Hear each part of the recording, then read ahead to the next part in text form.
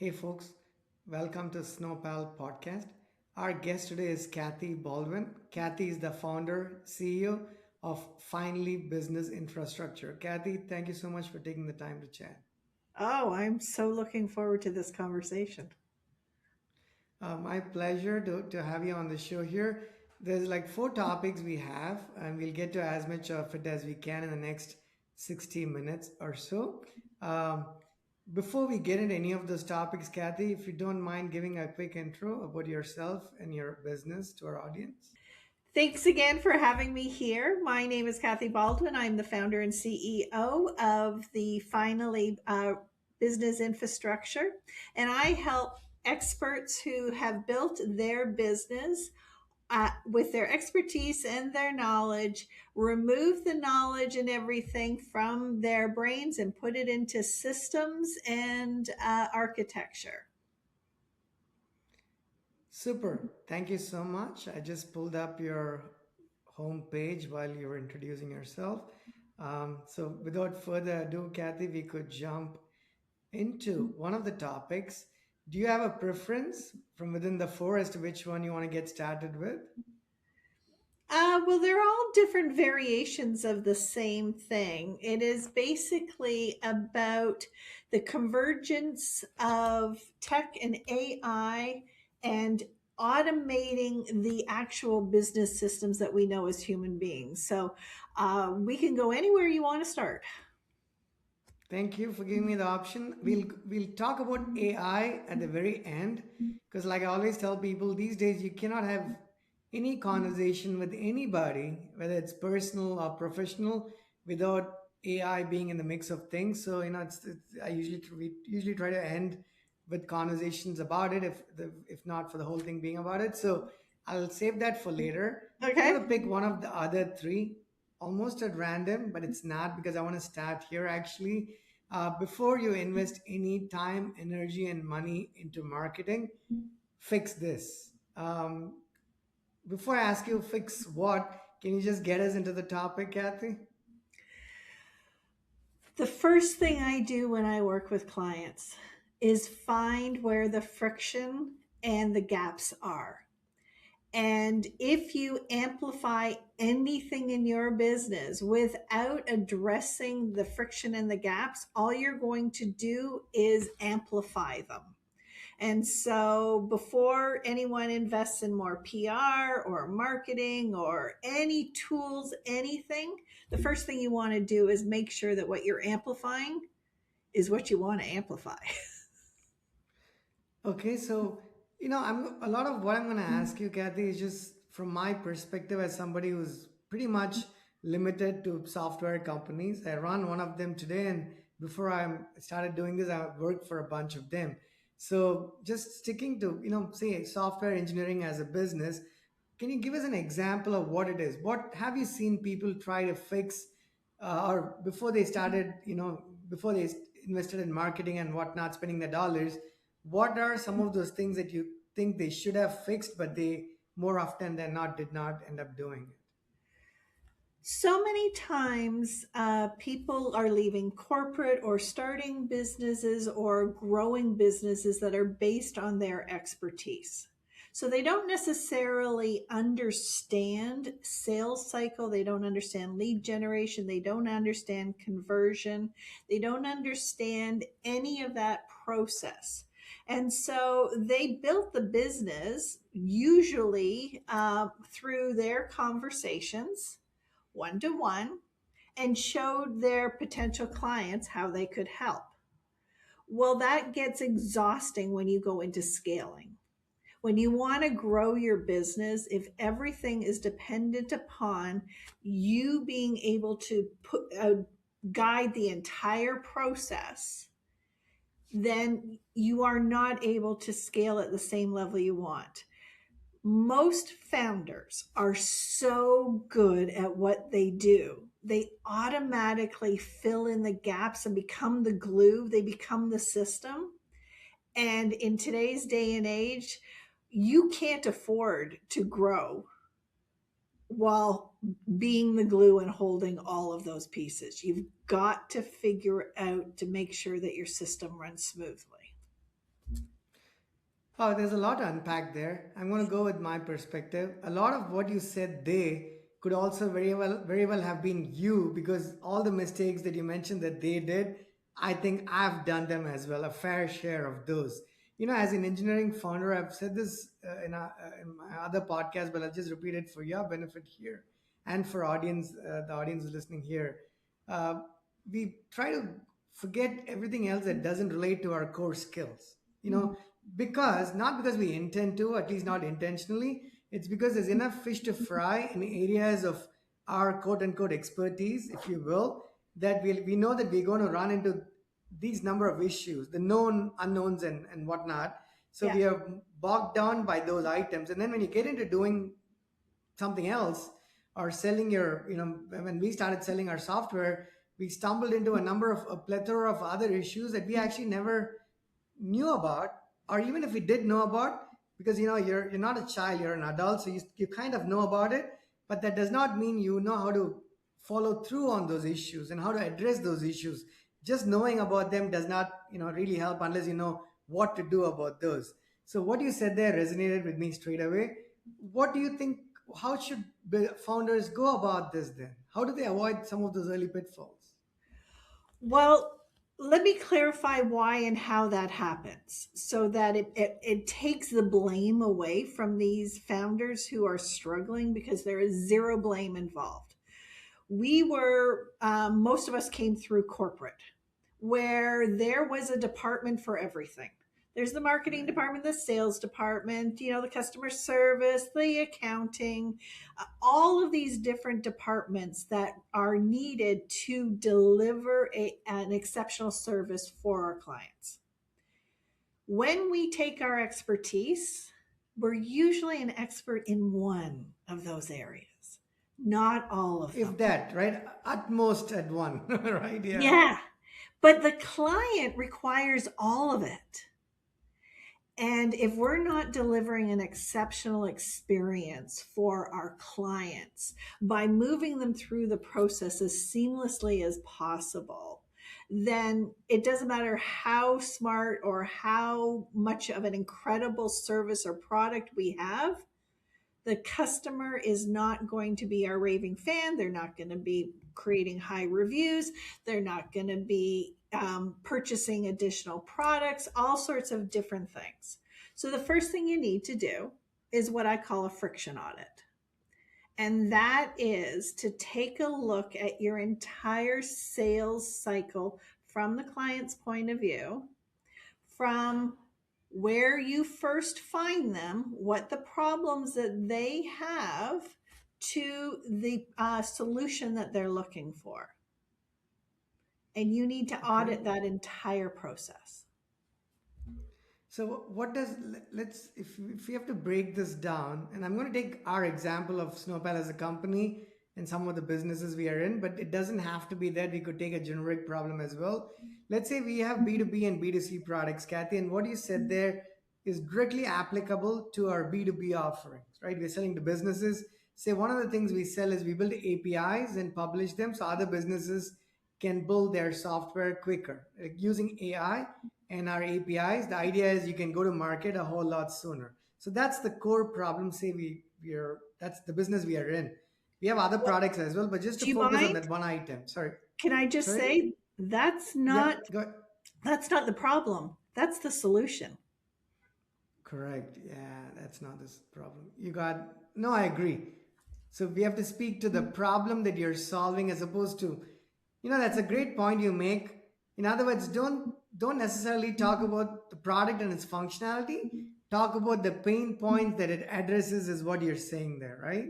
Yes. Yes. And how, Because we fall in love with our solution. We fall in love with the transformations we can make. We see it from our perspective, but we're not the one writing the check and pulling out the credit card. right. So how should we, let's say, so that's mistake number one, which clearly I made yet again here, right? In on live camera. So let's say we go with the problem that we want to address. Now let me rephrase what I said earlier. And this is a good teaching experience for you and a learning experience for me as well. So let's say I come and tell you, Kathy, if I'm trying to see how I should even phrase this, but let me take a stab at it. If I were to say, if you're looking to build software, if you're finding it difficult to build software, or if you want to build software quicker, cheaper, faster, we have a solution that might help you, right? Would that be the same thing, but just shifting the perspective? Would that be a step in the right direction? It would be a step in the right direction. But how many of your clients come to you saying they want to build software? Most of So, them are trying to solve their own problems. So, whether it is delivering their service better, faster, selling their products, and software helps them do that. And that's part of the auditing process that I do before I ever build any system or automation for anyone, is to figure out where is your ideal client starting from. So give me an example of an industry or a client who you already have. so let's say, let's take, I think you're asking some fantastic questions here, by the way. Thank you for those questions. This is amazing because it's more than a conversation. It's almost like a classroom here, and I think it's cool, right? I haven't been in a classroom in a long time, so I totally Well, am I'm enjoying. not trying to teach. I'm just Oh trying to. no, but that's good because that's important learning. You know what I mean? All of us need to learn and improve on a daily basis. So let's say you're building a food delivery app. Let me take an example because everyone understands food delivery apps. You know, there's quite a few of them. So Let's say like your intent is, sorry. so like a food delivery. Yeah, a food delivery, right? You're in Toronto, maybe it's Uber Eats, maybe it's something else in Canada, but let's say we go with one of those. If your intent is to, maybe you're a restaurant owner, or maybe you're somebody outside of being owner, you want to build this solution. So, restaurant, I'm taking the very obvious one so everybody can follow through here. You want to build a mobile app where people can order restaurant from your Japanese restaurant, like something of that nature. You're very good in making sushi, you understand Japanese cuisine, you know how to run a restaurant because that's your expertise.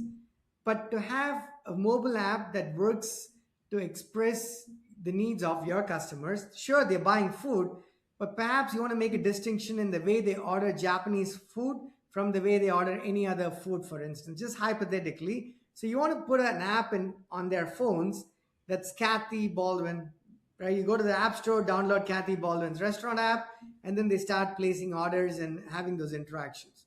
To build that app, you can either build it from scratch, like you would have done 3 years ago. Now you're going to use a lot of AI tools, code generation software. But alongside those tools, when you used our APIs, you're going to be able to build that app at much lower costs and go to market sooner and get them in the hands of your customers. That's an example of a value add that we as a company and our APIs can bring to the table for you. Hopefully that's, you know what I mean, it's a reasonable example there. Yes. So the restaurant owner is trying to sell more food.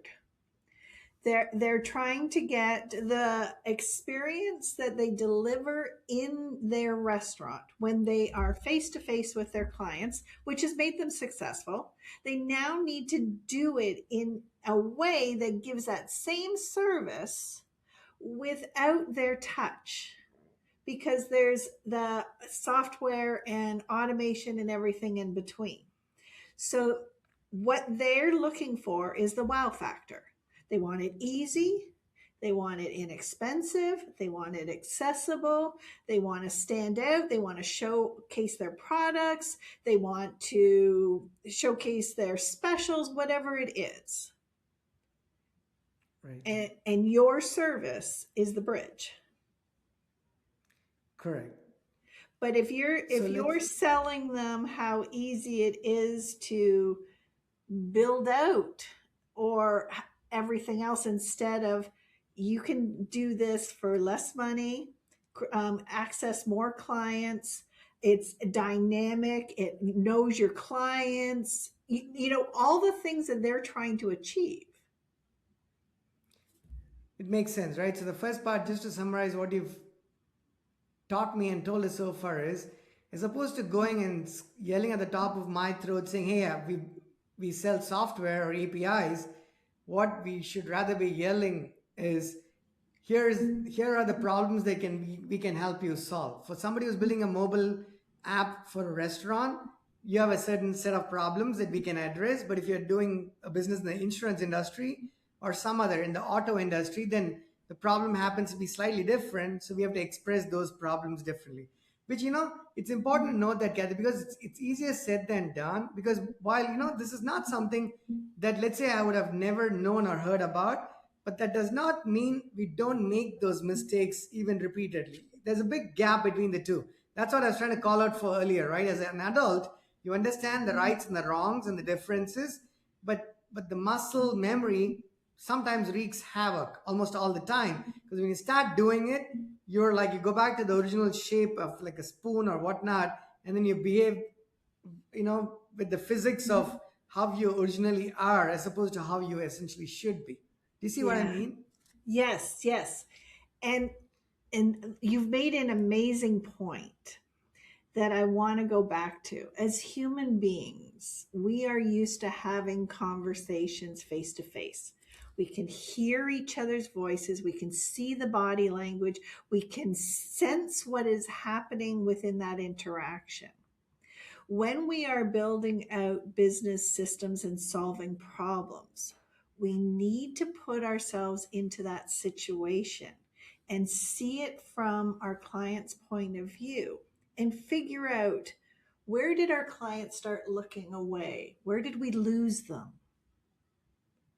And if we can do that, then we don't drop our clients through the process, which is what I said when I was referring to a friction or a gap analysis. You know, you also said something else I want to ask you in this context here, because I think it's a good, decent time to ask that. You talked about the glue, right? Let's go back to what you said about the glue. And I have a question, assuming I understood what you said correctly, which is going back to the same restaurateur who wanted to hire, say, Snowpal to get their software done. A lot of times, Kathy, you end up doing more than what you're capable of doing. Two, that you have the bandwidth to do, right? I mean, sure, you end up taking up more than what you think. You want to do it all because you want to save some money, or you feel like you're capable of doing it. Uh, but you don't want to bite more than you can chew, obviously. How do you We've had those challenges because there's 16 different things we need to do to sell our software. Now we can do those 16 things, right? Maybe we don't do it as well as the experts in that domain, but we can still get it done. And with more tools becoming available now, it's adding to this challenge, because on one side you've got the tools, you think you don't necessarily need those people to do it, but on the other side, the folks who've done that for a certain number of years know how to use those tools some better than how you might end up using those exact same tools. So the value add that the tool brings to the table is one part, but the person using the tool and how good or bad they are makes a sizable difference to the tool being used. So if you went back to this example, you mentioned the problem with the glue, you're trying to be the glue and you don't want to be, and maybe if you stick to the example of the restaurant, if that makes sense, what are some things that you see business owners end up doing that's outside their core business that you feel like, you know what, that doesn't make sense? It's a red flag. They should not really be doing that and should be focusing on what they are actually good at and what they should be doing. That is a multi pronged question. So I'm going to see if I can answer it in the way that you asking it. Expectations. Making sure that you and your client have clear expectations. Because I'm going to go back to the restaurant. A master chef is going to cut a piece of meat with a knife differently than a home cook or someone who's eating it is going to do. But does the end user, the person who's eating the steak, does that person require that fine honing skill, or do they just want a bite to put in their mouth? And Fair enough. so having clear expectations and making sure that everything is documented and process driven so that you are delivering what you are promising and your clients know what you're promising and they get it delivered, then there's no scope creep. There's no expectations that are different, because the thing that you were saying is, I could do this, and oh my god, this excites me, I could add this, and I could cut the steak a little like this and it look like a flower. Well, if the person just wants food in their mouth, right, it comes down to knowing your client, what they want, how they want it, and that you are delivering it in exactly that way. And when things go wrong, it's almost 100% missed expectations. And that's where our documentation, our processes, all of these things can be automated and systematized so that we are clear of what the scope is. You know, I love this food example, so we're going to beat this to death. My apologies for I'm a the next 30 foodie. minutes. Yeah. Sometimes you start with one and the example is good enough that you want to chug along with that. Let's go back to the expectations that you said there. Fair enough. If you're paying $100, you expect a certain kind of steak. And for anybody out, my apologies if I say something silly because I'm vegetarian, but I understand steak to the extent that I understand it. So I'm just going to throw a bunch of things. And if you're a steak lover, you'll be like, Krish, you're talking nonsense. I might very well be. But let's say you're paying $100, you expect a certain kind of steak. Mhm. I had a client a while ago, Kathy, who actually took a lot of time in explaining steak to me for whatever reason. Uh, and I had a pretty good conversation, right? I was in California at the time, and I think he actually taught me how the pricing of steak was. And if you think it's unrelated, just humor me for a minute. I'll tell you why I'm saying this. He actually told me that there is a T-bone. I think it's the top part of the cow, for instance. There's a certain price point for that. And then I think there's right next to that, there's something called the porterhouse or porter something. There's this thing right next to the T-bone. And he said that can be quite expensive too. And he was just explaining to me. Right now, let's stick to that example and what you said earlier. You said expectations. Yes. So whether you're selling software or whether you're selling food, you can only make that sale if the other party, the party has a need for whatever it is that you're selling. If I'm not hungry, it's unlikely you're going to sell me steak, any food for that matter, right? If I don't need something, it's unlikely. So let's say the first challenge a business owner has in selling food is identifying whether or not Kathy is actually hungry. If Kathy is not hungry, Kathy's not going to buy any food. It doesn't matter if it's $100 steak or if it's a $2 burger. You're like, you know what? I don't feel like it because I'm just not hungry. So the first challenge that we have as businesses, like when you go to LinkedIn and prospect for say Snowpal API, it's very hard to detect that hunger.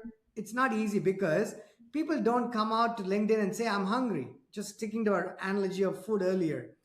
They might actually be hungry, but there's almost no way for us to tell because they've never published that. They've never called out for it.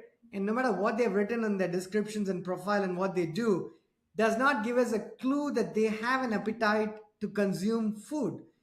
Yet they could be a potential customer. And other times, Kathy, the other end of that spectrum is somebody comes across as extremely hungry, right?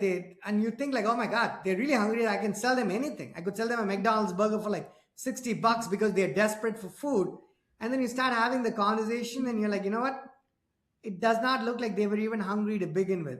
So you mentioned expectations, but before we get to understanding expectations, there's communication as well, correct? Both parties. The one that does not need to communicate because they are the customer, and the one that does need to because you're the seller. How do we address these gaps before we get to that point? Well, that's called qualified. So, qualification. You can mistakenly say that as human beings, we are all hungry at some time.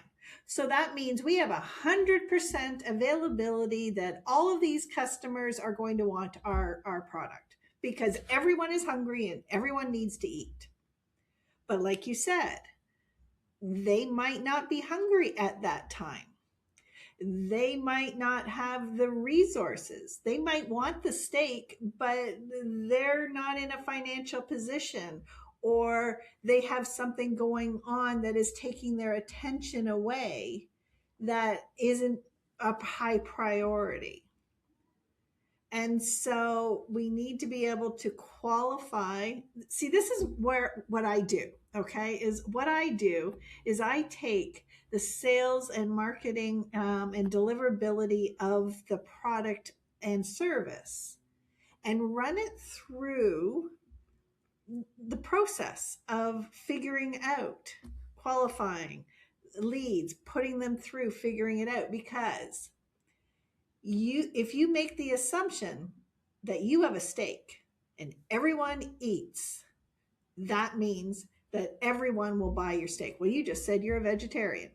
So that takes out that whole section of people that are vegetarians like you. Okay. Then it takes out a whole section of people that don't eat meat, they only eat chicken or fish. And then there's the other people who had steak yesterday. The idea is to take who we are, what we know, and take it out of the human element and make it into processes and systems so that we can just have this conversation. Hey, you hungry? You know, let me ask you this. So, whatever you say there makes complete sense, right? To follow up on that, the problem some of us have, Kathy, and I'm speaking about myself, and I know other founders who are in similar positions.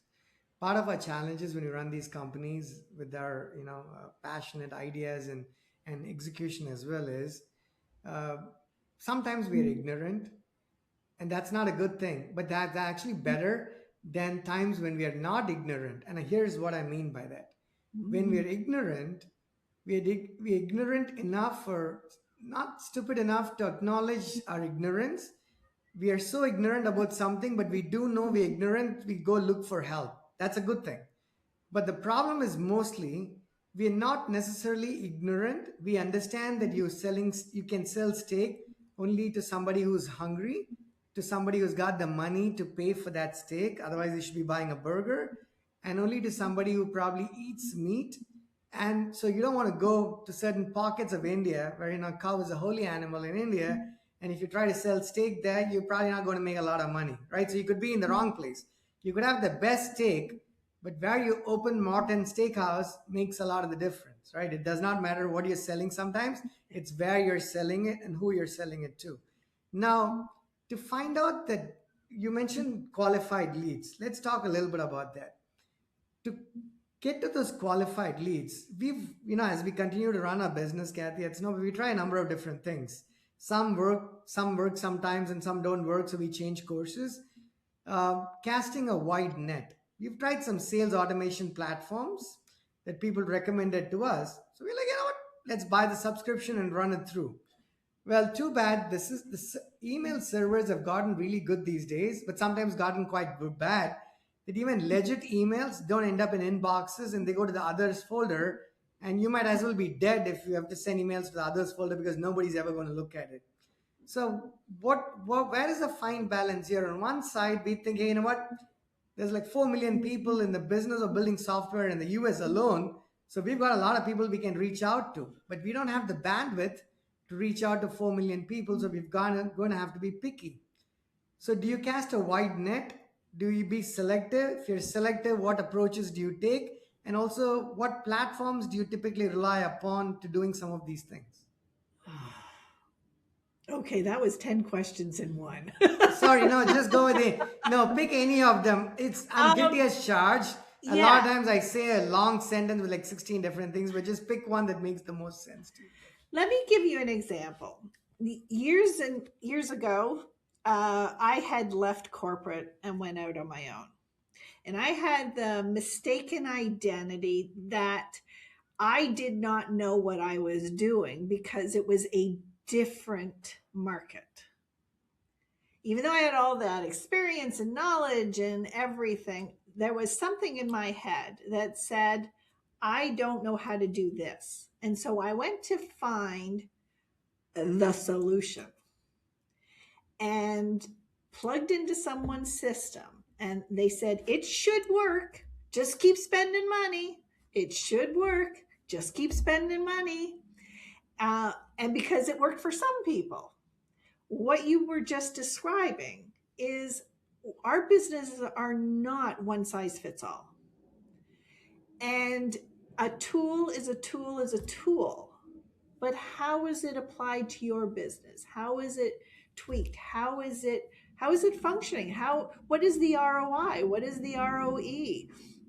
How how effective is it? And so rather than rinse and repeat something that's not working, which is what I started this conversation with, was make sure you do your friction audit first. Make sure you find out where the systems are broken and resolve that before you put more time, money, energy into something, just thinking if you add more, then eventually you're going to get the results. So, finding out where the root cause analysis is of where things are broken, figuring out where your ideal client is, how they're living, speaking, talking, feeling, living, where they are, how they are, and tailoring it to your ideal client. Now your system is going to work for your client and for you. But when we Makes sense. think we can just plug a tool in, I I don't know how to use. Uh, I'm thinking of some of the tools that construction workers use. Can I use a hammer or a screwdriver? Sure. Oh, there's a good one. Okay, I can use a screwdriver, no problem. I'm not really good at the electric screwdriver. So if I keep holding on to that screw gun, I'm stripping the screw. you know, I'm just making a big mess. Right. That's what I'm saying is in today's day and age, we have AI, we have technology, we have competition, we have access to suppliers and vendors all around the world. We're not just dealing with the neighbor down the street. When we were in farming communities and we didn't have cars, you were staying local with what you had. The options are incredible. With that, we need to hone our message, our system, our process, so that the ideal client comes in and it is a no brainer yes. And just like I would not go and build my own software, I would go to someone who I knew how to build a software the way I want and can meet my needs and exceed what my expectations, so that I am a thrilled client. When we all take our expertise and amplify it, and then where we don't have the expertise, we bring in the humans and the systems to carry that load. I'm an expert in You, sales. 40 years of human psychology, 40 years of leading sales teams, how the sales process works, buyer psychology. That's my expertise. But and I how couldn't do has what you that do. changed? Then how has, you've got a lot of this experience in sales. Things are always changing in the world in general, but more specifically in the last year or two, it feels like, this is a moment of reckoning for the whole world, right? I mean, AI is here, lock, stock, and barrel. It's making a sizable difference, and we are still at innings one or two, and there's a lot more to go. So let's talk a little bit about AI. But one of the things you had mentioned was that it's not necessarily a silver bullet, and it's not going to fix the sales revenue related issues until some other things are addressed. What are those things? Again, your sales process, your sales cycle, all of your um, from the lead generation to the delivery of the product and everything in between. Anything that has a bottleneck, has friction, has gaps in it that a founder or owner or a team have just managed to hold it together because they are so good at what they do must be addressed before we bring in the amplification of technology and AI. Because all that's going to do is it's going to shine a magnifying glass on those friction points, on those gaps, and they're going to become bigger and bigger because AI is so powerful. But it's not a human. It can't think like a human. It can't hold the glue together the way we naturally would. And that is the main thing that I see with businesses that aren't corporate with huge teams and all those experts behind people, is the very fact that they are so used to just doing it automatically. They don't even think about the entire process. Thank you for that. Our audience here predominantly is a tech audience, right? So people want to know about tools, technologies, and changes so they can sort of go away after a podcast and a conversation and have some actionable items so they can look at things like review stuff or act upon it. So just shift our conversation a little bit, Kathy, talking about tools. In the recent past or currently, what are some of the tools that you're using as a salesperson to make your life better, increase your revenue, make yourself more productive, and all of those niceties essentially? What are some tools that you actually like and that you currently use? Well, could I live without ChatGPT and Claude? No.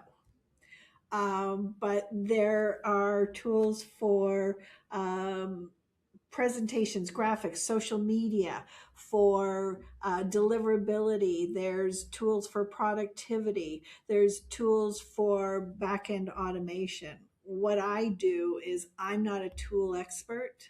I'm a process expert. So I put those tools together because there isn't one tool that uh, does everything. So do I do I really like this tool for social media and I'll plug it into the system, and then I really like this one for my CRM, and I really like this one for building an app, and I like this one for graphics. And it's about, for me, it's about taking the tools because the tools are going to evolve and putting it together into a system that is taking over the areas that we're not an expert in. Okay, let's talk about uh, differentiation as well. If you we've always had tools. This the tooling has gotten better and better these days, where you can actually do things that you've never ever done before. Because I have conversations with people on the podcast and outside, Kathy, who've never written code before, who've never been a software developer of any kind at any point of time in their career, and people who have never seen code, like literally not even have seen what code looks like, but they've launched businesses Mm-hmm. without even technical co-founders. They've gone with the problem. They've used a few tools, a bunch of tools that are available today, to be able to prompt their way into building software, making quite a bit of progress, going all the way to prototyping or maybe even going live to production, which means things that we could not have possibly done without having certain skills, we are able to do now thanks to all of these tools. Now, there's pros and cons. Let's look at the other side of this. What this means is the barriers to entry have gotten lower and lower. To be a doctor, you need to go to college, you need to get a diploma, you need to be certified because it's lives you're dealing with there. To be a lawyer, you have to pass the bar, so you literally need some formal education of some kind. But for a number of other fields, white collar jobs, you don't need diploma. You don't need college degrees. Not certainly not to be a software engineer, which means the barriers to entry have gotten lower and lower. The tools are getting better and better, which means to differentiate ourselves from somebody else who either has done the same things that we've done over these years, or maybe hasn't even done any of them, but still knows to use that tool just as well as us, that they can get the same thing done today because they've suddenly become competition, which means each of us is going to have to find newer ways to stand out in a crowd, to differentiate ourselves. So, whether it's in your business or with your clients, how are you actually seeing people differentiate themselves? How challenging has it become? And have you seen some ways that work and some that don't work?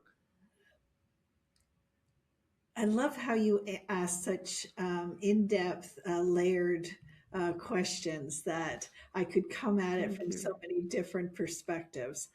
Um, let's let me use me as an example. Okay, most people would not think of sales in conjunction with tech. And you're right. Our businesses, our worlds are changing. The geopolitical, all of our industries, they're expecting, what is it, 30% of the current workforce is going to be out of a job. Doing those jobs, whether it's coding or programming or even things like bookkeeping or what do you call a Make it, paralegal. Kathy, make it 80. Continue with it, but just change your 30% to 80%. And sorry, I didn't mean to interrupt you. Continue what you're Okay, saying there. yeah. So this is where differentiation comes in. We come at this new world with a whole host of knowledge and lived experience about humans and what we need and want.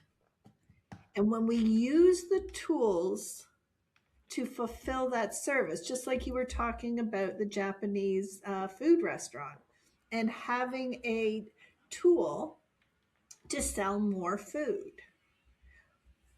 This is where we need to reinvent ourselves.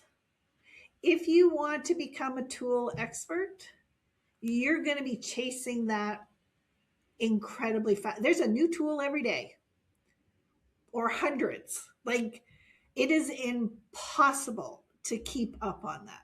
So when we take our knowledge and apply it to who we are, what we know, what we're passionate about, what problems we want to solve.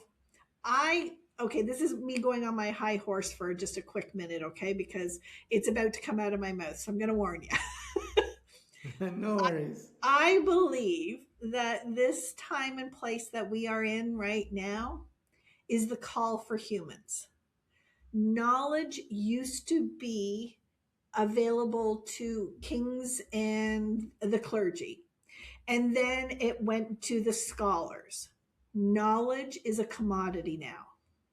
You can get it anywhere. AI, Google, you name it. You want if I want to learn about anything, I can just go and figure that out. Does that make me an expert in it? No. When we take our passions, dreams, knowledge, experience, and use the tools to solve real human world problems, that's where I believe we're going to make a huge difference in this world. This is where I can't see there being a dirty ocean or any other social, economic, political problem when we are able to use the tools to make us more efficient at what we're doing. So, you as a software provider, you are helping your clients become better and faster and more efficient, more productive, so they can focus in on what they're doing. Kathy, what you said there is absolutely brilliant, and I'll tell you why. I I was going to do this podcast last week. I occasionally do non-tech solo podcasts, not frequently enough, but there's occasionally I do them. And one of the topics I want to talk about is very much along the lines of what you said there. Uh, I thought to myself the other day, let's say there's one or two skills I have, say that relate to software engineering. There's a million other things that the world needs that Krish can provide almost no value towards. Now, with AI, I can technically pretend to be aware of those things to some extent, right? I can feign knowledge and not ignorance because I have these tools in front of me. And I was like, you know what? Let's say Krish is a stupid person when it comes to X, Y, and Z. You give 10 brilliant tools to Krish, I think Krish is still that same stupid person with 10 brilliant tools. Krish does not become a smarter person just because he's got better tools at his disposal. And I think that's something that's important to understand because it's while we all kind of understand it, I feel like it's lost in translation these days where people have come and asked me many a times, right? And not just me, I'm speaking to me as a developer, but our community per se. Hey, you know what? I mean, tools are there to build software. Does anybody need developers? And I've actually asked this question back to business founders on the podcast, just playing that role, playing the devil's advocate. Because I have an opinion, but I do want to hear other people's opinions, obviously, right? And I respect them quite a bit. The answers have been different, but the core of those answers, Kathy, have not been particularly different. People feel like they can do more today without knowing anything about those fields, but how far they think they can go, they're not quite certain. And maybe the truth is they don't need as many people to help them anymore, which is very true.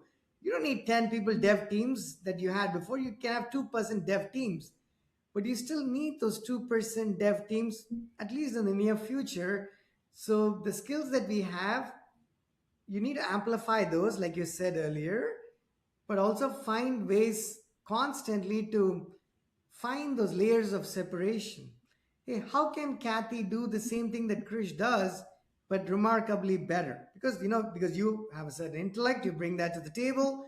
The combination of that intellect and the tools Yes. that work well with that particular intellect is the happy medium. Because there can be 100 tools that do the same thing, but you don't connect with those 100 tools exactly the same way, for instance. Yes. Yes. I was just trying to add, I didn't mean that to be a long answer, but I just want to agree to what you said there and also give you, I've been throwing questions at you for the last 40 minutes. You've been patiently answering them to Oh, give you some chance to catch your breath here oh, I love before I I. love the intellectual conversations of how we can bridge humanity and technology. Do you know? And so I'm loving this. I'm like in my happy place with this conversation. And this is what I think humans need more of is challenging, thoughtful, well thought out conversations and digging deeper instead of staying surface because our education system trained us to be replaceable and duplicatable. That's not going to take us very far into the future because AI and tech and all of these tools are going to replace that. Now it's when we hone who we are, what lights us up, what our dreams are, what our imagination, what our innovation, what creativity, how we can make life better, easier, more meaningful, more purposeful. Do you know, I saw Gary Vee talking about AI, and I've seen so many different stories that are very similar like this, where people think that they can remove humans from the equation because there are tools, because there are these systems and AI and everything. And what they find is the people who are using the tools to amplify the humans are outperforming. The ones who are reducing the quality by just staying things on rinse and repeat instead of saying, yes, now you have 80. IKEA. I just heard a case study about IKEA. They had all of these experts on customer service who knew the IKEA catalog inside out and backwards. But 80% of their task force or their workforce did not need that job anymore because AI and systems and agents and all of these were replacing that. And do you know that they took that human element and trained them all on how to become designers? And IKEA's sales went way up on how you could multi-purpose and use IKEA in new and innovative ways, and left the Wow. repeatable things to the system. And you are creating technology that takes that labor away from people so they can focus in on the geniuses and create new solutions that we probably didn't know we needed. Kathy, you have a very positive aura about yourself, and you're very passionate, as is very obvious to us. And on a Friday evening, the last thing I want to do is dampen your spirit. Uh-oh, But that trouble. being said, I do want to talk about the other side of what's happening in terms of layoffs and whatnot, right? I'll come to it in a second. But just to give you a break here with my, I don't know, barrage of questions, do you have anything you want to ask me while you catch your breath? And then I'll come back with my layoff question to you. Yes. As somebody who is taking my skill of sales and marketing uh, for multiple services, and I am bringing in the tools. How do I know what I need? How do I know that it's going to solve my problem? How do I find the right tool, the right vendor?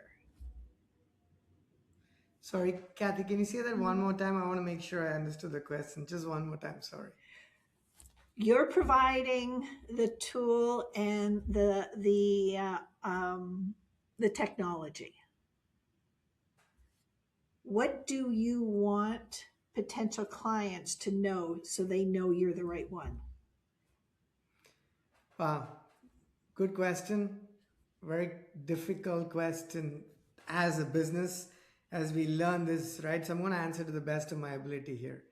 So, just to give you a quick background to that, when we launched our first product, it was a web application. So if you go to snowpal.com, you can sign up using one of your social media accounts and you can manage your life and work. It's a project management software, right? You can manage your project as a student, as a teacher, as a business owner, as a parent, as anybody. Man, you can create content on that platform and then let it notify you when things are due. You can have conversations with other people in your team and whatnot, right? That's a software tool that we built. And we had a responsive web app, like so you could use on the phone. We didn't have a native mobile app at the time. So a year later, we worked on it and we launched a native mobile app. So it's available on the App and Play Store. So those were our initial B2C products. Now, when we build these products, Kathy, a lot of our time, we were engineers, so we did move fast enough because a lot of us had worked for startups. So there was no bureaucracy or red tape. So we did it as fast as we can and faster than a lot of other people, to be honest with you. But the thing is, if you do a split between the front end, the actual user interfaces, the user experience, the design, and the back end, which is everywhere the data, the storage, the back end systems and APIs and whatnot, 30% of our time was spent in building the user interfaces because we could do them in quick enough time, even without AI necessarily being available at the time.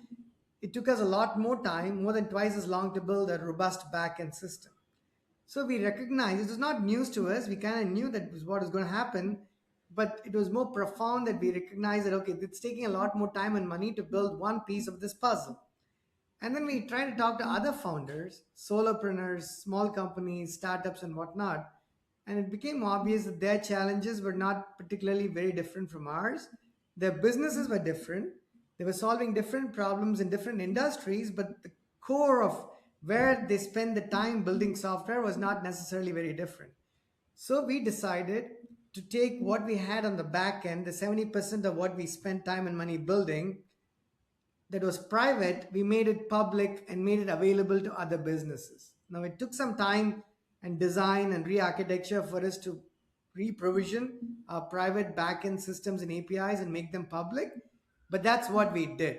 And the reason we did that was like what I just said is it took more time and more money for us to build that part of our puzzle than the front end. And the problem we are trying to solve, in the business of solving for other businesses, is hey, if you're building software, mobile apps, web apps, or other kinds of software systems, you should not have to do all of it yourself. And certainly today, with AI tools available, the idea is for you to take the tools available, integrate and combine them with the software that we sell. So the combination of those two things will be able to help you build software, even as an non-engineer, non-developer, in much quicker time at like 1/10 of the cost that it otherwise would have cost you, right? That's the people that we are trying to reach out to. Now we have a bunch of challenges in the scheme of things, because do you cast a wide net? If you did, we can't spend enough time researching about each of those people. On the other side, when we are very, very careful, we end up reaching out to like three people in a week, which is too few. Because if we got it wrong, then that week has gone by already. So our challenge has been to figure out a fine balance. It's more art than science, right? To figure out how many reach outs should we do? How many people do we prospect? Should we be spending more time in prospecting, like outbound sales? How much time should we spend in inbound marketing and content creation? And what do we do about ads? Where do we place our ads and how should our campaigns look like? So the combination of sales, marketing, advertisements, and content creation that sits in between all of these is very peripheral to us as engineers who know how to build software. So you have to get out of our comfort zones on a daily basis and start thinking like Kathy, and that you can only think to some extent like somebody who's good at doing that stuff, right? So our part of a challenge is in acknowledging how good we can be, and acknowledging that we can only be so good at certain things that we are not really good at, but trying to see how we can balance our time, essentially, right? So I know it was a long answer, but that's literally what we do as a company, and how do we try to wrap that around with the sales and marketing side of things. So let me ask you a question and see if I understand what you just said. What I heard you say is the part of the business that takes the most amount of labor, you have basically created it so that it is a plug and play, and your clients can now personalize that to their individual businesses with reduced costs because you have systematized the bulk of the work. One of two things is true. Either I did a brilliant job of explaining what I did, what we do, or Kathy just happens to be this really smart person who understood what Chris said, regardless of, despite him not saying it well. But the truth is, you hit the nail in the coffin there, right? That's exactly what we do. Okay. So if you are going out and selling software and you are going up against every other person, you're just going to be one of many. But if you go and say, I have found a way that I have taken the bulk of the work and the bulk of the costs and made it so that it is a base model, and now we can put our time and energy into making it perfect for you. Now we're going to spend our time and energy in finding out what's going to make your business thrive, where your problems are, where we can make you shine. And that's where our money and attention and energy goes, because we figured out how to take the big expense and make it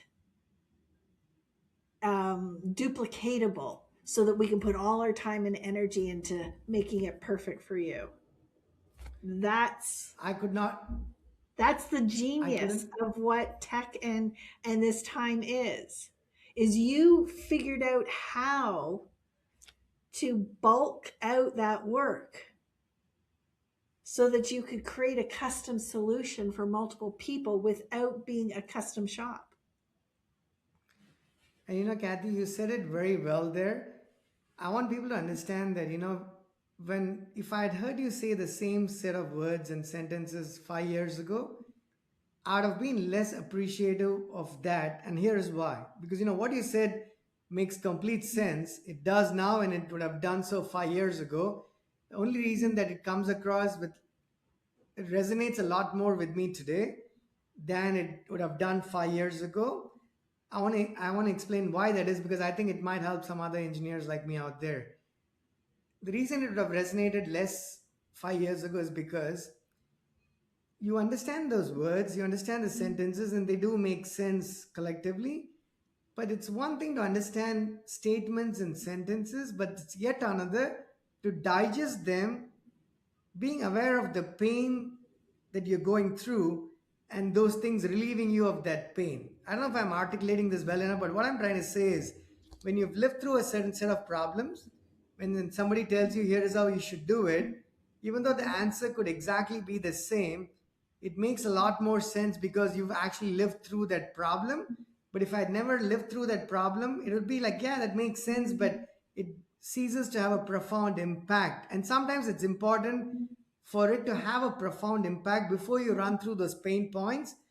That's how you're going to actually spend less money and less time building better solutions and selling them quicker. Otherwise, you're going to end up making those mistakes at least once, maybe more than once, before you start digesting those answers. And I mean that completely here because over the years, I've started to understand these sales conversations.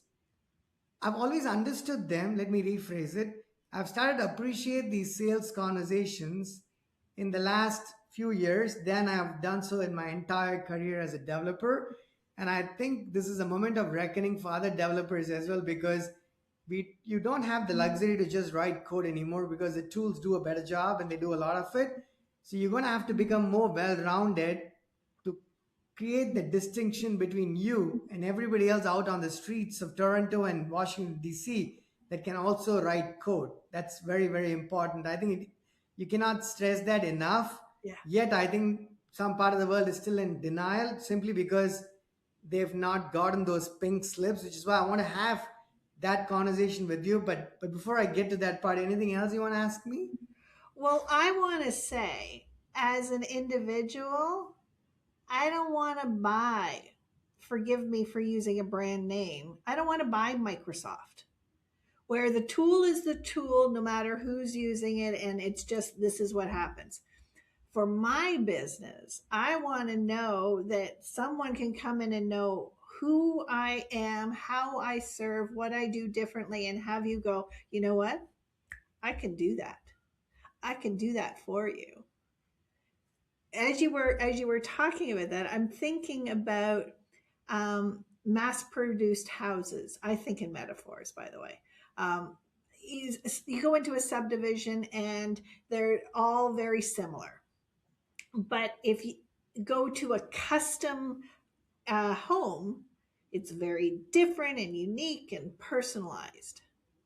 What you just did was blend customization with the cost effectiveness and the productivity to develop solutions that give the consumer what they want by being so good at what you do that you're able to create a system to give the best of both worlds. And that's what I'm saying is being called for in this world and time for every one of us in our unique business, whether a plumber needs an app from you because they're fighting all the other plumbers and they want to be able to be in the field plumbing, not quoting, not getting lead generation, not doing all of the apps and develop. I'm just thinking about an app like you were talking about with a restaurant. You know, Right. it doesn't matter what industry, we need to be able to take these tools and customize them for our business so that we're better at what we're doing. And what you just said, being able to develop that kind of customization without custom pricing and custom time, genius. You summarized it very well there, Kathy. I know we are at the top of the hour, so do you have time to talk about layoffs, or is that do you have I could just talk to depends you on if all day. So you put the clock on. okay, yep, no, I mean I love you're a great person to talk, so I'm gonna keep going, and if you have to go, just let me know and I can quickly wrap this up. But if not, I want to talk about layoffs a little bit. Um, because it's important, right? You mentioned corporate world, you mentioned businesses, and I think it's an interesting time for many reasons. One of the reasons being a lot of times, people go to, you're generally told study well, go to college, which everybody, a lot of people I know, most people I know have done it. I was in college myself for a long time. You work hard, you go and get into a corporate job, and maybe you work really hard, you get these bonuses and promotions. It was not for me. I did work corporate jobs for some time, but then I moved on. But I have friends who've been doing it for like 25 years now, working for large companies. But that sort of a career path, I'm not so sure if the next generation is either blessed to have it, Gen Z, or maybe they're not cursed to have it, depending on whether you look at it as a blessing or as a curse. I think things have changed in many fronts. And let me start with the most recent layoffs. Oracle announced they're letting go of 30,000 people, I think, across the globe. That's quite a big number. I think it's about 18% or something of their actual employee population, the total number of employees. So it's just an example. AWS did that earlier this year. Meta's, I think I'm hearing, going to have lots of layoffs coming up. And these are incredible product companies. They're doing some great stuff, and they're actually reporting great numbers. I mean, the last quarter, Oracle reported some really good numbers. I mean, the revenue was up. I think the earnings per share was up as well. The forecast was pretty good too. And their, remaining performance obligations, RPO, is a big number, even if a lot of it is going to come from like OpenAI, for instance. But the crux of it is these are companies, good companies doing good stuff with plenty of money. You're not talking about an economy that's not doing well or companies that are not doing well. That's what makes this whole conversation A, more interesting, and B, more complicated, and probably C, more emotional as well. So people post these videos, and I was going to talk about it separately, but I want to get your thoughts on it. It's going to happen. These are for-profit companies. They can do better. Oracle's justification was they're spending a lot of money in data centers, so they need that money. So to help their capex, they need to go easy on their opex, for instance, their operational expenses. How do you recommend or advise, whether it's new graduates, kids who are in college yet, people are switching careers, maybe they've done something for 20 years, they have to switch careers, or people who are in corporate jobs who either getting laid off or going to get laid off, so they have to get into businesses and entrepreneurship, whether or not they like it. For everybody who's having some sort of an anxiety, I mean, how do you what are some things you might recommend that they do to prepare for the tsunami that's coming? Yeah, we are in a massive paradigm shift. It happened in the Depression. It happened with COVID, and we all had to adapt and change. I have heard from futurists who are predicting that we're going to see the equivalent of the last 100 years of change happen within the next 10 years. So that that trajectory of gamma of a change of what's happening is going to speed up. So this is where I believe we need to know ourselves. Are you a corporate person? Because corporations, they're cherry picking the best and then they want to hold on to them because it's that human talent. So becoming the best at what you deliver, investing in yourself, investing in your ability to critically think, create, innovate, be able, because the machines and automation are going to be able to do the replication, but they're not creating the new vision, the new ideas. It's not thinking, how do we go to the moon, or how do we go to Mars, or you know, how do we clean the garbage out of the oceans, or any of these other things that requires humans to do that. But we've also been in a huge division of the haves and the have nots, corporations versus individuals. And that is shifting. The power is coming back to the individual, the power is coming back to communities in what it is that we have to deliver. So if we remain afraid of this change and stagnate and try to hold on to what was, we're going to get run over because this steamship is not stopping. We are not going back in time. AI is not going away. We're not taking away cell phones. We're not taking away computers. We're not taking away AI. It is not going away. So, this is where adaptability with knowing thyself, knowing your experience, knowing what you want, and finding the unique solution, and then surrounding yourselves with the tools and the people and the services that can fill in those gaps. I see community becoming really big because we can't do it all, be it all. But if I bring you into my services, and I plug you into my clients and bring in everybody, and we all have a little piece of the pie, and we're doing it as entrepreneurs, I think it's an exciting, wonderful time. So it sounds to me, based on what you're telling me, Kathy, that perspective is key here, correct? Perspective is key. Yes. It's the Yeah. the truth could be the same. How you choose to look at some of that, and Well, based on how you choose to look at it, you're gonna act differently based on your choice of words to yourself and to whatever it is that you're doing. So you have a positive way of reacting to that same thing, right? I mean, if you even laid that down as facts, well, am I Henry going to be Ford said it. anxious or excite? Sorry? Henry Ford said it. If you believe you can or you believe you can, either way, you're right. We're learning about Yeah. the power of neuroplasticity and neuroprogramming, and how the things that we thought we were powerless over, we are more powerful than we have ever been known to be. And now is the time where we have the tools, we have the systems, we have the technology, that every single person who has a dream and a vision and a thought should be talking to you and talking to me about how to connect it all, but figuring out how to do it. No, I agree. You know, there's only one or two things I want to ask you, but anything else you want to ask me?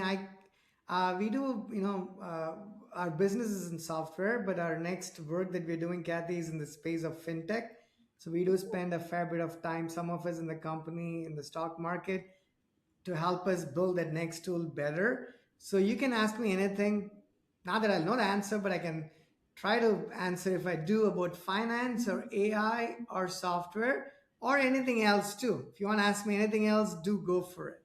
Okay, well, I didn't know the conversation was going to go in this direction, but this is something that I've been really curious about. I I am a trained stock trader, an options trader, a forex trader. Oh, lovely, beautiful. Yes, but everything that I know about trading, I'm at a disadvantage because of the technology that's out there.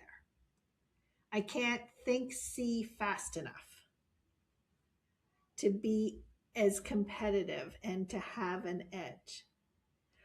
Where can we as individuals take advantage of tech and AI to become financially independent in the market? I love your questions. That's a great question. Uh, we are working on something. So when we do build it, I'll come to sell it to you as well. But outside of what we are working on, here is what I do. I don't know if it's the right thing or the wrong thing, but I'll just tell you what we do, for instance, right? You mentioned the speed at which you can act upon. That's a very key point to make. So I'll start with that. Because I had this conversation. I talked to somebody who is in the business of doing it, and I'll send you a link to it. It was a very recent conversation I had on the platform. I had really, I think Jeffrey, right? He said a bunch of very interesting things. Um, but outside of that, I want to respond to your question, which is living in Washington, D.C., Kathy, and running a small company, like a product company. Content creation is not at the core of what we do, but we have to do that as well, right? You have to create content these days to make sure people know that you do exist. So, how you create and what kind of content that changes, right? If it's a conversation, it's about something. We publish technical content about coding and AI and whatnot. But outside of that, we go to these conferences in DC, so we can the luxury of running into some remarkable people. You have that if you lived in the metro. I like the DC metro for many reasons, but that's one of those reasons. The number of people, I take my camera, walk around aimlessly, as it seems, in DC at like 10 o'clock in the evening, and then I will stumble into people that you're not even going to believe. Some incredible people who run a lot of these major companies. And the reason I mention that is part of learning what's happening is also being someplace trying to digest what's going on. And here's what I mean by that. I think a lot of the people think you go to, I don't know, I mean, we do have a subscriptions to a lot of these platforms and newsletters, but you read something, someone says, yeah, maybe Nvidia is at a good time to buy. And people react to that, right? That's a retail investor's tendency.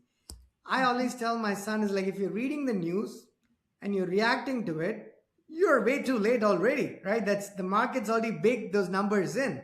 So how do you figure what's kind of coming without being able to see the crystal ball? You need to have a sense, a hunch of what might be coming, and you take your chances. But even after you take those chances, the time that you mentioned there in terms of the window, that has a lot of interpretations, right? The one of the things that I constantly run into and talk about, Kathy, is when you're in Wall Street, when you have access to the $30,000 Bloomberg terminal subscriptions, you can execute trades in probably micro or milliseconds. But the retail investor that I am, I cannot execute them anywhere close to that. You go to all of these platforms, they have not changed a whole lot in the last 15, 20 years or so.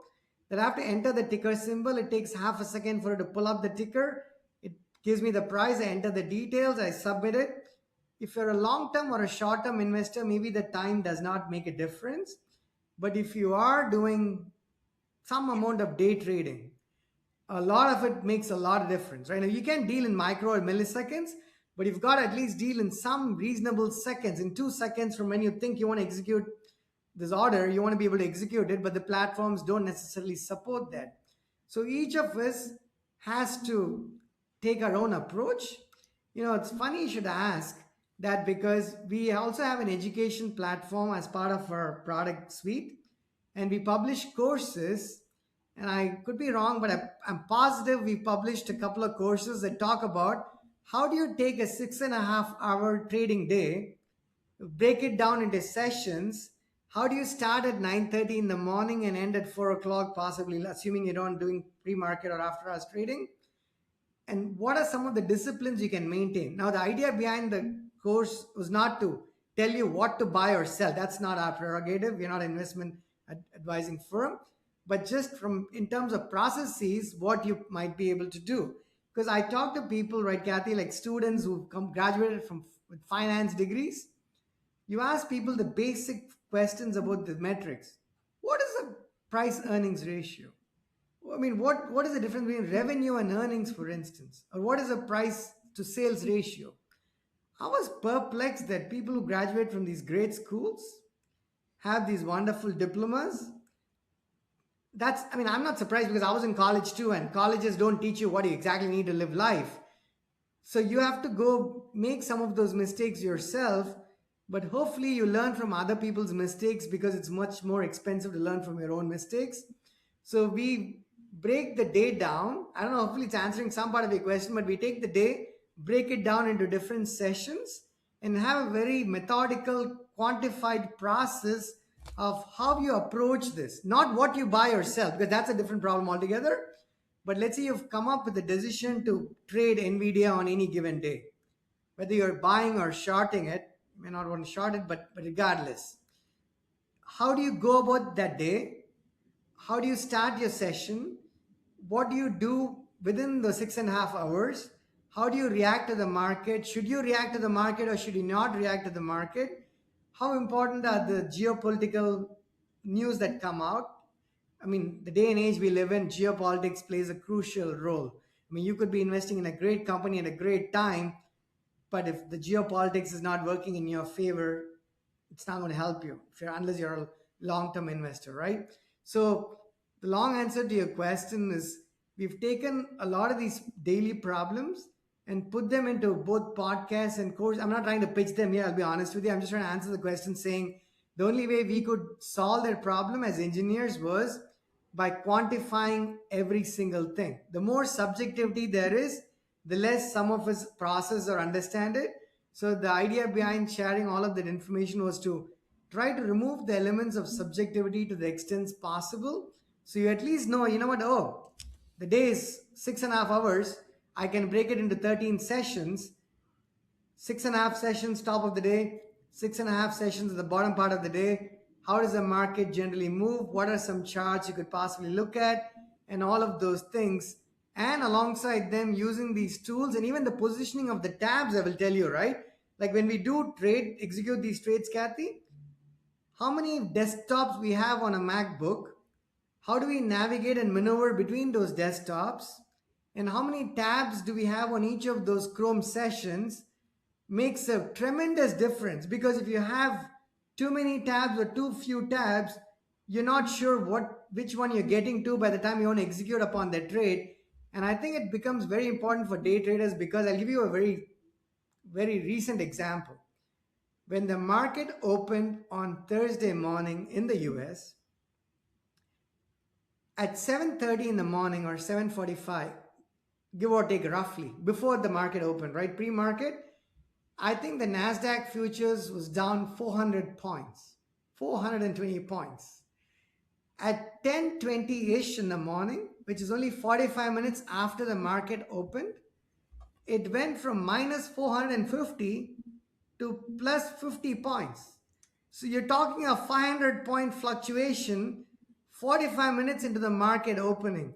So for everybody Yeah. who tells me that the windows don't matter, the positioning of the tabs don't matter, I would vehemently disagree and say, you know what, it does matter. You need to exactly know where these tabs and windows are so you can act upon your thoughts as quickly as you can. Sorry, I didn't mean for it to be a long answer, but I just want to give you all the details that I Yeah, could no. potentially think of. The reason I was asking this was because I recently heard, well, as a trader, I knew that there were windows of high volatility, and you know, the first hour of trading, within there, it would be at its absolute highest or its lowest.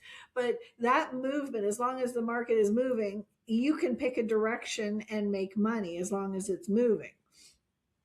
I've been told that AI, because it is so predictive, that it can see the patterns that are not just human geopolitical, that are not just uh, backwards looking, but can create trajectories, and that AI and technology is going to become traders for us. We'll put in our parameters. We've got to be educated enough to be able to say, um, I want to trade oil, right? And here's my risk, and here's my goals, and whatever.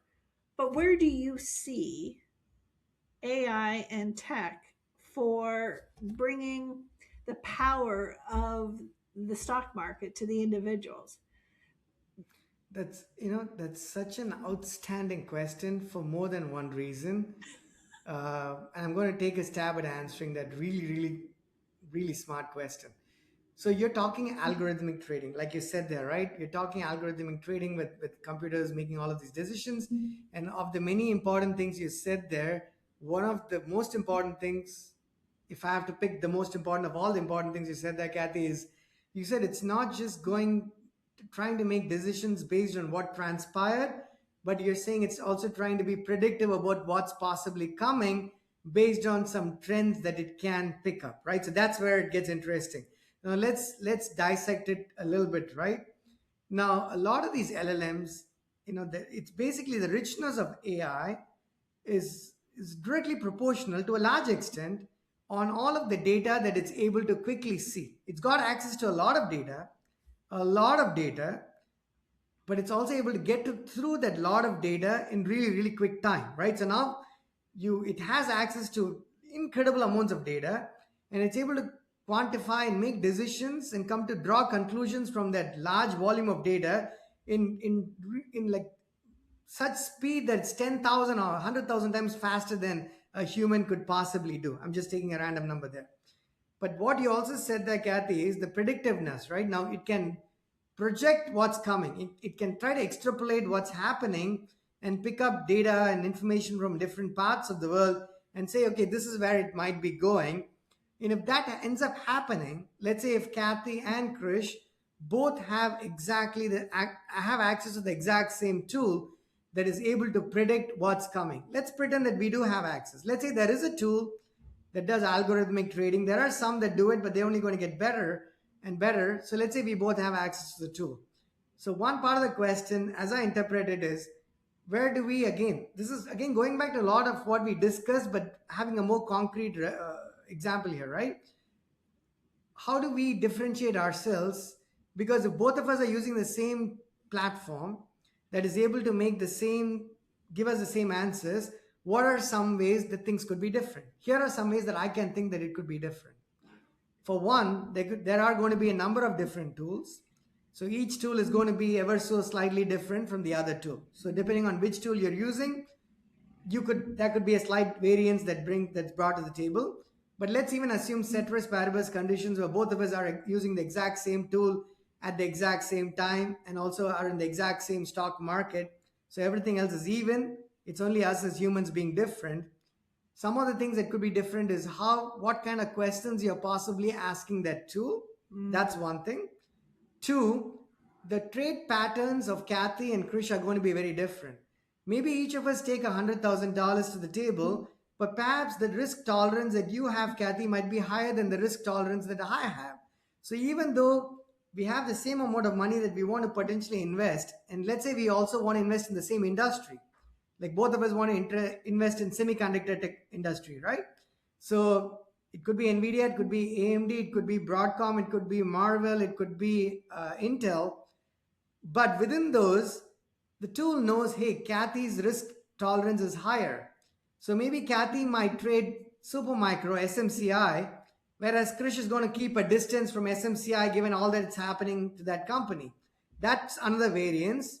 The third is the previous trading styles and patterns of Kathy and Krish are going to be different. Maybe you've been trading for 10 years and I've been trading for 4 years. Maybe you do most of your trades in semiconductors and in AI and software, whereas I do most of my trades in chemical industries and pharma and whatnot. So a lot of those variances will come into the picture. So even if you're using the same tool, same time, same subscription, same stock market, there are differences that we bring as humans to the table, that the tool is now going to have to be cognizant of not just the macro, the micro, and the geopolitics.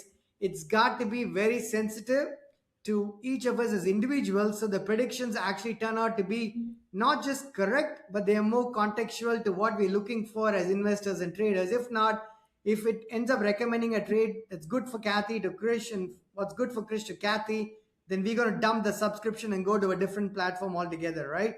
So I think that's probably where the human differences might continue to play. So can I clarify part of what you're saying Sure, here? absolutely. If we're creating an AI agent, a GPT, personalized, any one of these things, the quality of the output is dependent upon the quality of the direction and the input that we give. Are you saying that the future of algorithm, AI driven, tech driven trading is still going to be based on the human being? The difference, very well said there, right? Because even today, you are using some tools, right? Let's say I use Seeking Alpha. I use bar chart to read the charts. Especially if you're doing options trading, bar chart is like a phenomenal platform. And there's other platforms that all of us have access to, Market Watch or Wall Street Journal. You know, you read articles, you consume data from n number of places, and you go to use these platforms, that all of these trading platforms, right? Whatever's in Canada versus what's in the US versus what's in another country, for instance.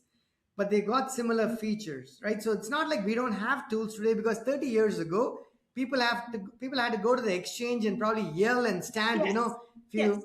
they had to, like the Mel Brooks movie that I really like, and I forget, where he trades, I think it's called Trading Places or something. I remember one of those movies, yeah, where they actually show that, where you go and start yelling and sell what your buy price and sell prices. So technology has always kept improving. So we do use all of these tools, yet there are differences, right? So algorithmic trading is one more level of improvement, right? Maybe many levels higher possibly, but I don't see that as any differently, because if humans and human decisions are still at play, if Warren Buffett continued to be a great trader, I mean, the last 10 years, I guess he didn't do so well, is what I read. But outside of that, we know he's the Oracle of Omaha, right? So he's been trading well for years, and technology's been improving since the Great Depression. Everybody else had access to the tools that Warren Buffett possibly had to a large extent. But not everyone had the same rate of return on their investments, because the human intellect is important. But the catch here, Kathy, is I'll preface that with one thing, right? When you're writing code as a developer, now you can use a lot of these tools to generate the code, right? That's a given. Most people do that, which they should, and we do it too. But there comes a point where you have to use your intellect. You're better off using your agencies than relying entirely on the tool. That's not the complex part. What's complex is being able to tell where that line is, because we are living in a world right now where sometimes we are over delegating it to a tool, because you think the tool can and should do a better job. And I can give you some concrete examples. When I write code, I sometimes sit there for a second for the tool to generate the code, to spit out the code, so I don't have to write those 10 lines of code. On many occasions, it's kind of what I want, and I can take that, tweak it, and chug along. But there are quite a few occasions where it gives me what it think I need, and it's going to continue to improve. I don't deny that, but for now, it tells me what it thinks I need. And now what I do is I've stopped thinking. I now waited for the tool to generate the code for me, and now I review the code that it generated, and I'm rewriting the code that it gave me, which is not a bad thing if you're not a developer. But if you're actually a developer who could have written that code to begin with, you want to use this combination of technology and human expertise slightly differently from how a non-engineer would actually use that exact same tool. The problem here is we're all in a state of flux where we don't exactly know where that line is. Like, I took a piece of content the other day and I told Canva to generate something. Now, I'm somebody who's been using Canva for a long time, and I actually love the tool. And I fell in love with the tool more after I read about the founder. She's an incredible person, an Australian who struggled quite a bit to start the company and then went viral. So I really like the company also because I like the founder and the stories. But the way they brought AI into the mix, I'm quite disappointed as a genuine Canva lover because I think it's falling way short of where it needs to be. But now I'm there, not certain whether I should not be doing it because Canva is supposed to be doing it and I'm paying for the subscription, or Mm. if I should be doing it. And I had it create some presentations for me the other day, and I was like, you know what, this is terrible. I don't want to use this. This is hopeless. Meaning, even if I created a bad presentation, I'm okay with that because at least the presentation is truthful and reflective of me as a person. For whatever it's worth, it was not a great presentation, but at least I related, connected to it because I created it. Yeah. Why do I have to deal with a bad presentation that I never created in the first place? That doesn't make any sense, right? So there Yes. is this, I think we are on a moving platform for the next whatever amount of time where people are going to have to constantly battle between no, no, no, you got to think here. No, no, no, you should not be thinking here. And I don't think that's as conspicuous to everybody, at least on every occasion, as people sometimes falsely believe it to be the case. I think we've just come full circle because we're saying the exact same thing, that the power is in the human and what we bring to it. And I'm thinking, even if I created a agent to do trading for me, it would still be dependent upon the variables that I gave it, because I wouldn't be putting my money into just say, here, take it and go trade. I would say, I want you to do this, like this, how this, and take care of this and pay attention to that, just like what you're saying with Canva. I love Notebook LM. Sometimes it gives me things that I am thrilled with. Sometimes I'm like, delete, try again, right? The AI But slob, right? Yeah. yeah, but it all depends on the quality of the input, the quality of my expertise, my guidance of telling it what to do. And that's what our entire conversation has been about, is the how important human beings are, and technology just helps us. And it takes time to discover too, right, Kathy? Like, for instance, even this conversation, it evolves, right? You start a conversation, you learn about the other person, and then the conversation, that's why, the reason it's not scripted, our podcast, for many reasons. One being, you want to have that room, at least we feel like there is value in having that room for creativity, in having those conversations nurture and take them where they need to be. And I say creativity carefully here because I don't know if I'm a creative person necessarily, but I do believe that there's creativity that each of us could bring to the table in any little thing that we actually do. And by relying on tool, again, I want to be careful when I say this, right? I've been using tools all my life to make ourselves better, right? So I'm just being the careful advocate of also not losing our intellect, because if you start losing your intellect, I mean, this is a constant challenge because again, there's a cultural aspect to it too. I was born and raised in India. My formative years were in India, and I came to the US when I was like 21, I think. And one of the first things I recognized was the the mental math that we were taught to do back in India. It's not a thing necessarily here in the US. And while there could be both sides to that argument, I've actually found that being able to calculate some numbers, small numbers on the fly, has actually helped me become more productive than lesser. Like when I go do a trade, if I want to get a 0.25% gain on a certain investment, I'm, the tools that I have don't provide that. There's no calculator in them. And for me to pick up a calculator and have it do, I'm losing valuable time there.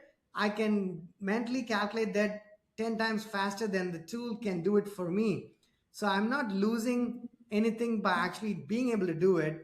While you still want to use the calculator, where you want to use the calculator, like if I want to do a sine or a cos or a whatever of something, I might use a calculator, but not for basic math of percentages and delta between numbers that I need when I'm trading. So I think people have to be careful about making a decision, a conscious decision of what you think adds value to you as a person, over and beyond what society tells you to do. I don't mean to sound philosophical and further, it couldn't be any further from the truth, but I think it's important because as I grow older and as I interact with more Gen Z and the cultural differences being there between these generations, I think there's enough that each generation should learn from the other. It's not so much like when we have somebody join our team, I'm the last person to say, hey, here's how we've done things, so you got to do how we've done it before. We do quite the opposite. We say, hey, how do you want to do it?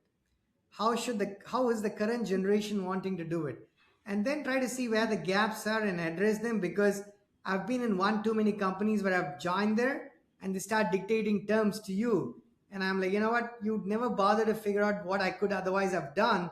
So I don't know if you're doing justice to the money that you're paying me, but dictating terms to me as opposed to me sharing my thought processes with you. Yeah. So it's a disservice that you're doing onto yourself. Yep. It's not on me, right? It's Yep. actually on you this time. Yeah. Absolutely.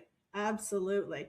That is exactly what we started talking about is the power of our brains and learning how to program it, because we need to be able to critically think and find new solutions, but we have to train our brains. We can't just show up and be the labor anymore.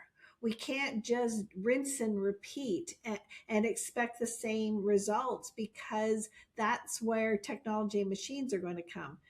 But we need to also train our brains. I just heard a teacher talk about the power of learning the multiplication tables in our head, that our brain needs the repetition, it needs the boring, it needs to be trained on how to do those things as part of how we learn to think better. And when we're reliant on tools, we are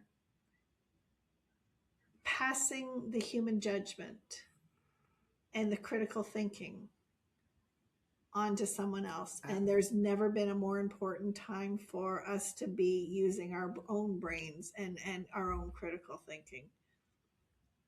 Absolutely right. And we talked about sales, we talked about marketing, talked about advertising a little bit. We surely talked about AI, talked about software engineering, we talked front end, we talked back end, we talked about layoffs, anxiety, reactions, perspective. We talked about stocks, options, Yeah. trading, investments, uh, human involvement, the marriage between Homo sapiens and technology, algorithmic trading, agencies using our intelligence to the extent that we are all blessed with, and relying on tools to fill the gap as opposed to switching it and letting tools dictate terms to us. That's quite a bit. But all of it was technical.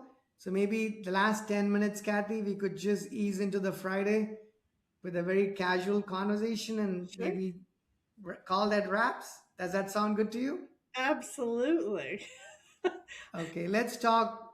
Sorry, maybe I was going to say I'm going to ask a standard question that I ask everybody, and then we'll spend the other 9 minutes talking about anything that you want to talk about that's culture, travel, or food related, right? So I'm keeping an eye on the clock here. The thing I want to ask you about food, which I ask everybody, all my guests, is you're going out to dinner, you money is no object, you got all the money in the world, you can order the best meal. What would your order be for an entree, an appetizer, and a dessert?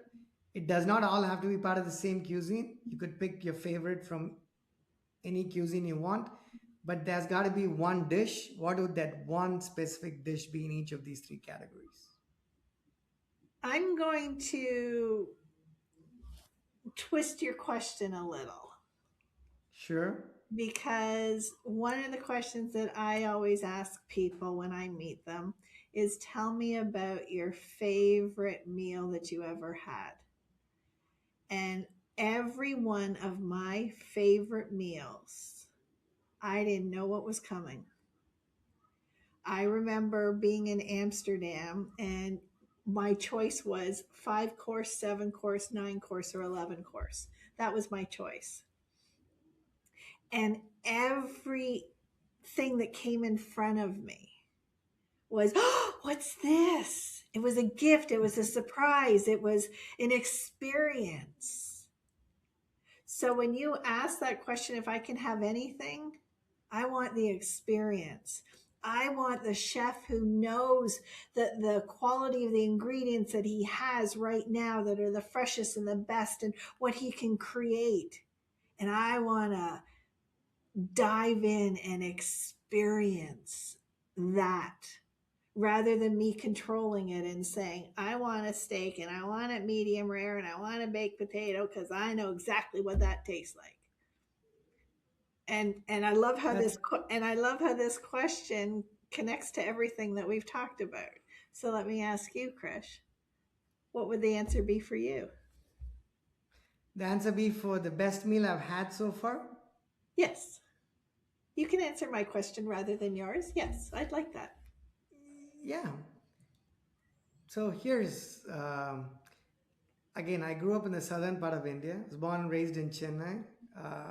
My native tongue is Tamil. It's one of the oldest languages in the world. You said you live in Toronto. I'm pretty certain you might have heard that language quite a few times because I know there are people who migrated from different parts of the world who live in Toronto who speak that language. Maybe they speak it differently, but yet it's the same language. I speak the Indian version of it, the Tamil.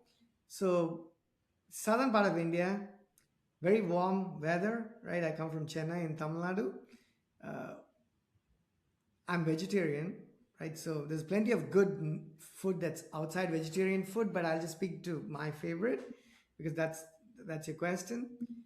My breakfast dish that I would eat all times of the day is the rice crepe. It's called dosa. You know, you've seen this thing where they put it on the pan and take the batter and they Yep. spread it in a circle. That's called the dosa. They make 1 billion of them every single day in the world, right? So you can tell there's quite a bit of demand for that across the globe, across the globe. So that's my all-time favorite. And where would I have it? It's one thing to say that it's the favorite, but it's another to say where I would eat it. Mm. I've never been to Canada. Hopefully, we get there at some point. Uh, if you have to have the best version of it, you've got to be in Chennai, I would say, in that part of the world to eat it. India is very diverse. You go to a different part of India, like 100 miles from where I come from, like Bangalore. It's made very differently. Now, I'm going to speak to how that is. That's not my job. I'll say that I like the version that's made in my state of India. And then if you're not in India, if you're not in Tamil Nadu or Chennai to eat that, the next best place for you to be in to eat that is Singapore. Singapore's got about 9% Indians. A lot of them, most of them speak this language. An official language of Singapore. It's fantastic. It's just amazing. The South Indian food, the Tamil food in Singapore is like unlike none other.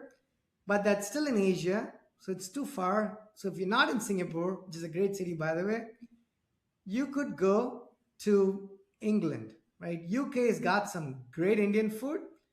Not so much the South Indian food that I'm talking about. They have much better North Indian food, which is very different, right? Food is very different in India. So I think when I've been to UK a few times, I've had some great, incredible North Indian food like naan and dal and potatoes and aloo gobi and stuff, but not South Indian food. I want to actually try this in Toronto, to be honest with you, Kathy, because I'm reading that there's a lot of Indian restaurants in Toronto. There's a pretty big Indian population there.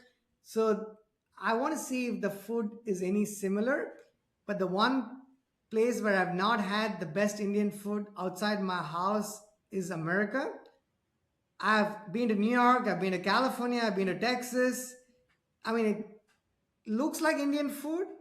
It smells like Indian food, but when I put it in my mouth, I'm like, this is not Indian. This is not how it's supposed to be. So yeah, not my Indian food is not my favorite in the US, but I would have it in one of these three countries. So my favorite meal would be that particular dosa.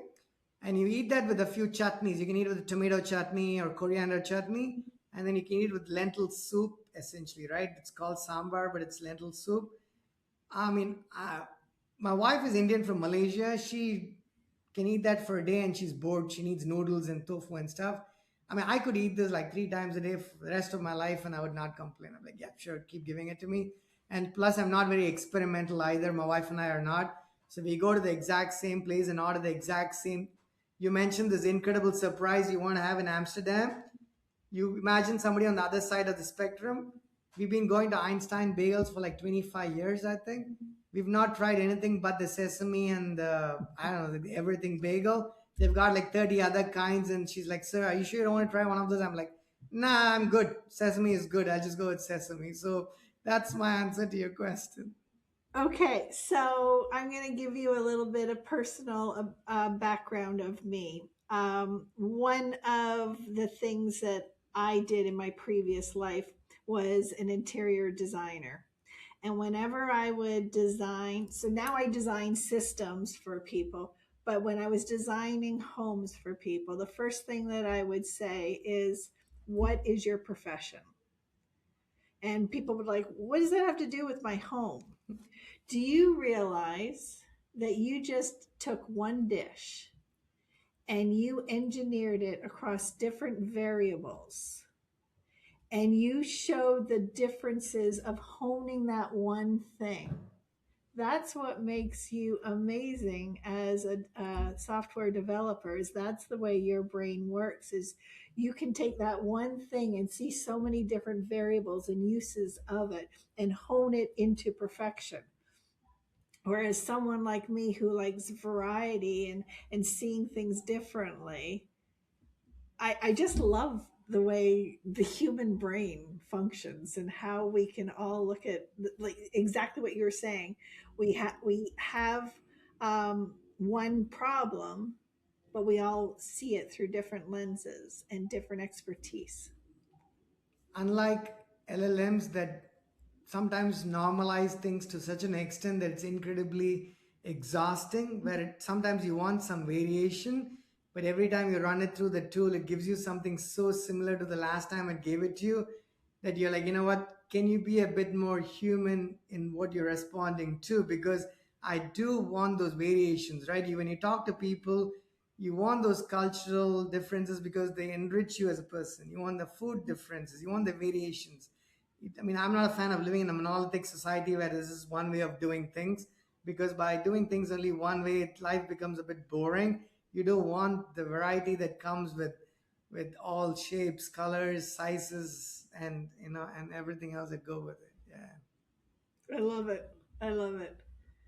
The more I don't have it. Sorry, the go ahead. more we talk, the more, and as I'm talking and you were talking about how technology can spit out something that's not great, we're seeing all sorts of AI videos and audios and all of this, and people can't figure out what is AI and what is human.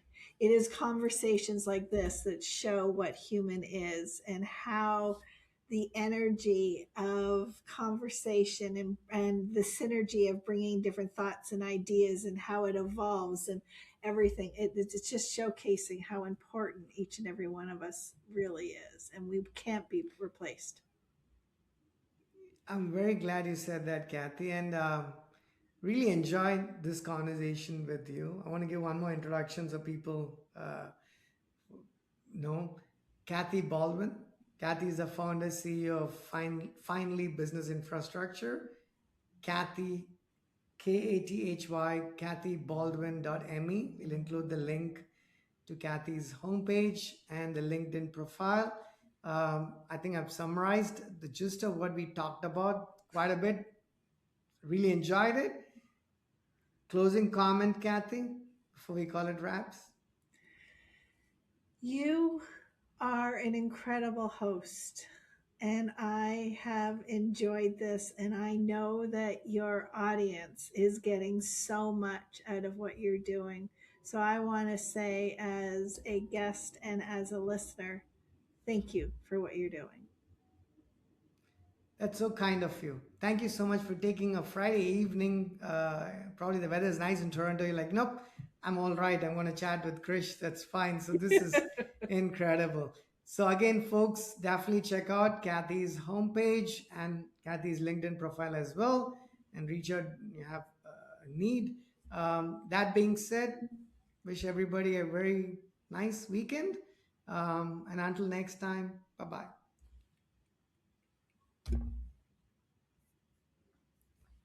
Hey,